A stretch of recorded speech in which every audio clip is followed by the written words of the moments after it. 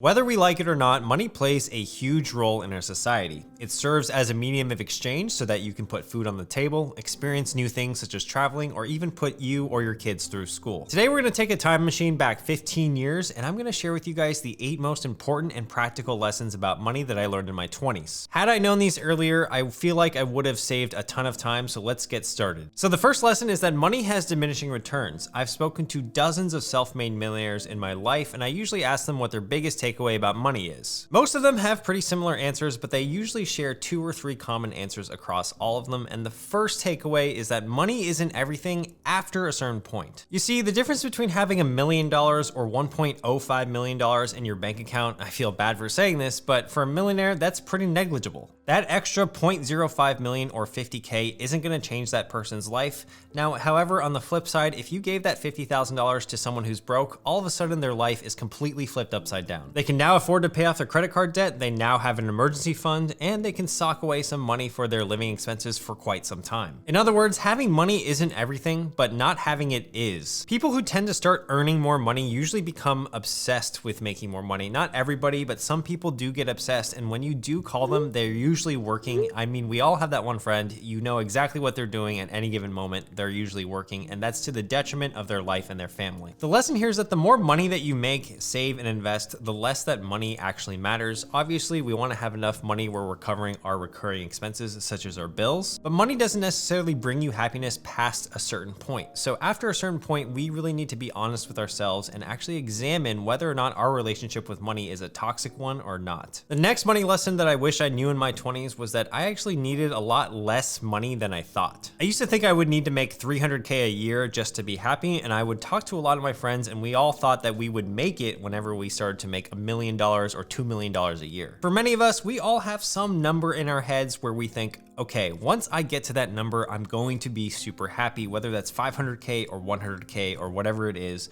But the fact is that these are all arbitrary numbers that we make up in our heads. So I had a mentor of mine in my 20s who changed my mindset on this exact topic, and this is an exercise that you guys can do at home that will easily change your life. The exercise that he had me do was he had me sit down and estimate how much I would need for every single category of spending to live my ideal lifestyle and figure out what that would be on a pre-tax salary basis. So I took an afternoon to do this exact exercise in 2016, and my dream spend at the time was to spend $1,000 a month on travel and $500 a month on clothes, in addition to my food, utilities, and rent. My desired lifestyle would have cost me $6,000 after tax money a month. So if you do the math on that, that's actually a pre-tax salary of $109,000. If I wanted to put some money aside for savings as well, I realized that I probably had to save around $150,000 pre-tax in income to reach my desired level of living. Now that's still a lot of money, but it's far from the arbitrary number of $300,000 in my head. In fact, it was 50% less. So I challenge you guys to do this exercise for yourself and let me know in the comments what your number is. You'll probably find that you don't actually need as much money as you think in your head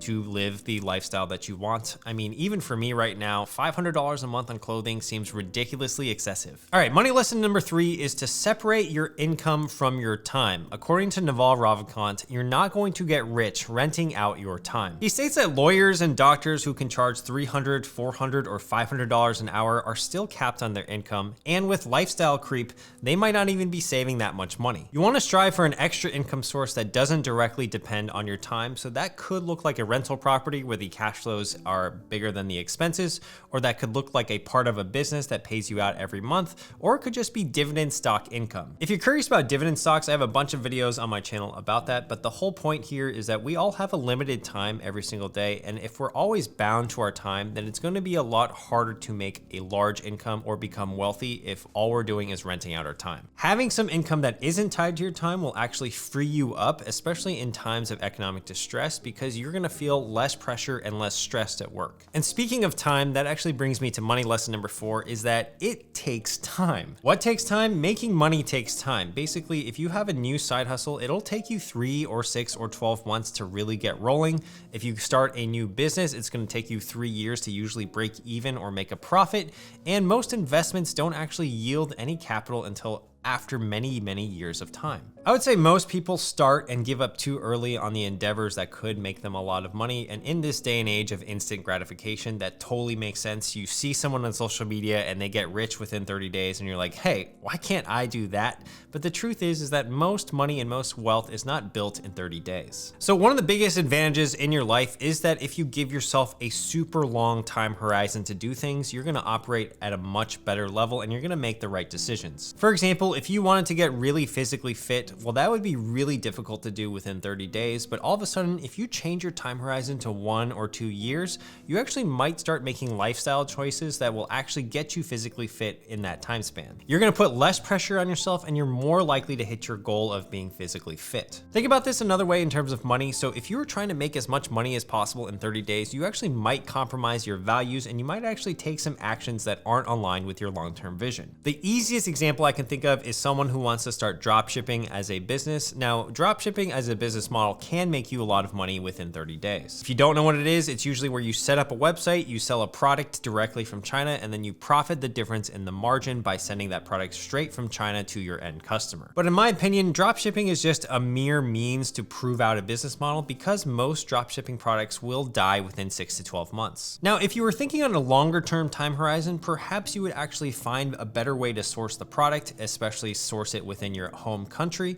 You would then be able to build a real brand, and maybe you can even differentiate on the product with some innovation. Having a company with a strong brand and a competitive advantage will allow you to stay making money for a long period of time, and it will actually extend the runway of your dropshipping business model past 6 to 12 months. And by pursuing a long-term time horizon, you might actually be willing to take short-term losses in favor for long-term gains later on, and that's something that someone who has a short-term mindset simply just will not do. Before we move on to money lesson number 5, I want to let you guys know that this video is not sponsored in any way, but it is brought to you by my own newsletter, Hump Days, which is almost at 10,000 readers. We come out with business news twice a week on Wednesdays and Sundays, and it's completely free to sign up. It's free information, so if you'd like to sign up, the link is in the description below. All right, money lesson number 5 is that making more money is actually more important than cutting back expenses, and this was another huge takeaway of all the self-made millionaires that I talked to. While both income and expenses definitely matter, I would argue that if you're just cutting back on your expenses, there is a limit to how much you can actually do. We can cut back on subscriptions, we can cut back on unnecessary purchases, we can buy things that are used versus new, but for the person who's making $25,000 a year, frugality is only gonna go so far. You're gonna hear a lot of personal finance advice online about not buying certain things. So not buying coffee is usually a very common thing that people are gonna say. They're gonna say that if you save that $4 that you spend on your Starbucks coffee every single day and invest that money is gonna be worth millions of dollars in the future. I think that advice is more geared towards you not spending frivolously and being frugal with your money, but as long as you already have those down, then what's gonna really move the needle with financial independence is just to make more income. Here's another good question, which is, would you really care if you spent $4 a day on coffee if your income was not 50K, but instead $500,000? Probably not. Okay, so how do we increase our income? Well, a temporary solution would be to ask for more hours at work. You can definitely do that, but I think a longer term solution is to try to get a new job or get a promotion at work so that you can earn more money. For side income, you can create another income stream by doing a side hustle or finding a passive investment that could really help. But I think the best long-term thing is to really just educate yourself and increase your skills so that you can earn more in the marketplace. Now, if you do increase your income, the other thing we need to watch out for is lifestyle inflation, because you could be making double, but if you're also spending double, then you're not really getting anywhere. At the end of the day, we want to make more income, but we also want to save a bunch of that income, because if we can save and invest that, then we're going to be a lot better off and more financially independent. Money lesson number 6 is to have a mid-month check-in. When you're first starting to get in the habit of being aware of your finances, I think having a mid-month check-in to see how you're progressing is a really good idea. So I personally like to check my bank statements, my credit card statements, and any other statements where I spend money on the 15th of every month. And then what I'm going to do is I'm going to assess how much I spent in the first 15 days, and I'm going to see if I can tailor my behavior or my spending for the latter half of the month to reach my goals. The idea here is that if you're only checking out your finances once a month, that might not be frequent enough. So if you're having mid-month check-ins, you're doubling the amount of times that you're checking in on your finances. I would say managing your money is a process like eating healthy or going to the gym, and the more check-ins we have and the more honest that we can be with ourselves, the better off we're going to be. So having this mid-month check-in, I think, is pretty vital. Now, if you really want to go above and beyond, you can also add in some more check-ins. So you can have a quarterly check-in to see how you're progressing for the year, or even a mid-year check-in to see how you're progressing for the year as well. All right, the next lesson is to pay yourself first. This is a simple strategy that many of us don't do, but the idea here is that you want to set aside some money for yourself in the future, because if you're not going to do it, who is? An easy way to do this is that whenever you get paid every single month, if you know the exact day, you can set up an automatic withdrawal within your bank account so that when the money comes into your main checking, that a portion of that gets siphoned over to a savings account, and that savings account is for you to save and invest. So say you make $1,000 a week, perhaps $1,000 goes into your checking account, and then $200 of that comes into a savings account every single week, and by the end of the month, you have $800 extra for saving and investing. Once you pay yourself first, then you can think about your bills and your discretionary income, and the idea is that you don't touch the $800 that you've put away automatically for discretionary expenses, but you just focus on what's left for whatever you need to spend on. All right, money lesson number 8. I think this is the most important one, and many self-made millionaires actually agreed with me,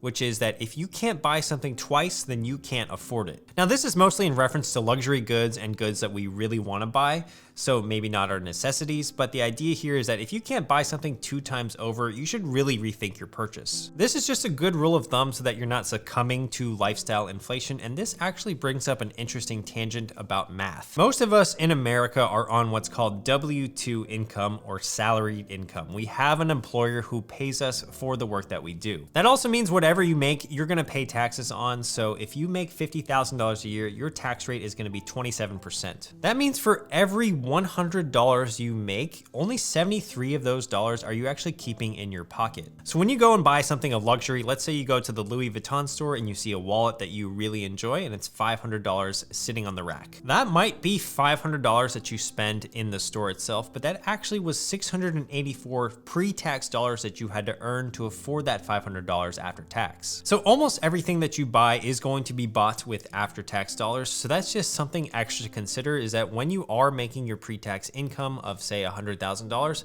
what can that actually buy you after tax? So while money lesson number 8 is about if you can't buy something twice, you can't afford it, the real lesson I think is that everything that you buy is with after-tax money, and that everything that we make in our income is with pre-tax money. So that's just something that you need to consider. All right, make sure to sign up for my free newsletter Hump Days. That'll be linked in the description below if you'd like to check that out, and let me know if any of these money lessons really helped you, because all of these I wish I knew in my 20s. I hope that you're having a good day. I'll see you guys in the next video. Peace.